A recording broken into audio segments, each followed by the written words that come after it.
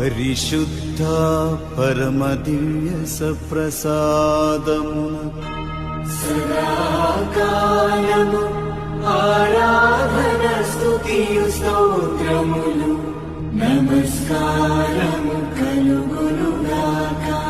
పితా పుత్ర పవిత్రాత్మకు మహిమ కలుగునుగాక.